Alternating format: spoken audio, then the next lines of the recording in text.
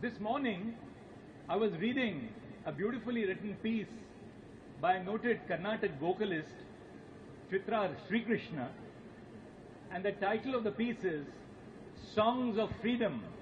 The idea of liberty is woven into the fabric of Indian poetry. And what I'm going to share with you is something that I imbibed this morning and which I have of course known of all through the years.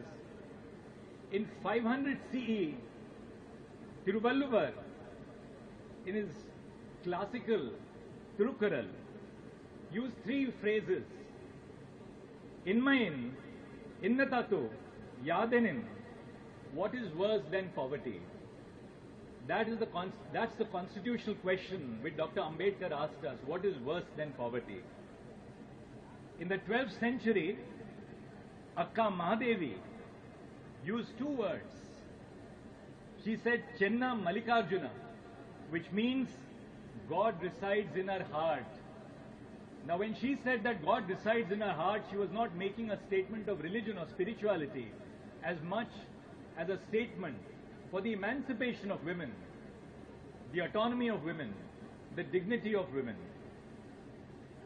In the 14th century, Chokhamela, who belonged to the Mahar community, wrote that famous devotional hymn, which is folklore to all of us coming from Maharashtra, Abir Gulala Udayita Ranga Ranga.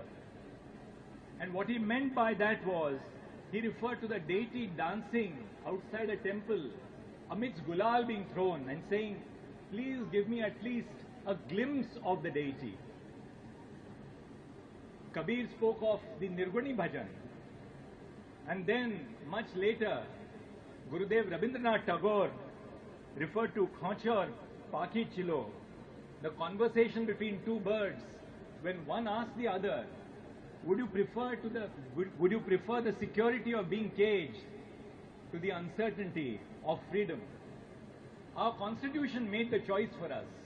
We chose in 1950 the uncertainty of freedom.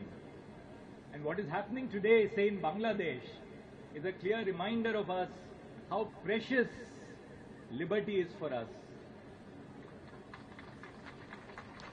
Many of the young lawyers today, or most of them, are the post-independence generation. I myself am the post-independence generation. But many of you are the post-emergency generation. Therefore, it's very easy to take freedom for granted. It is simple to take liberty for granted. But it's important that we dwell on the stories of the past to remind us how precious liberty is and what an important role which we as judges and lawyers play as an institution in the preservation of liberty.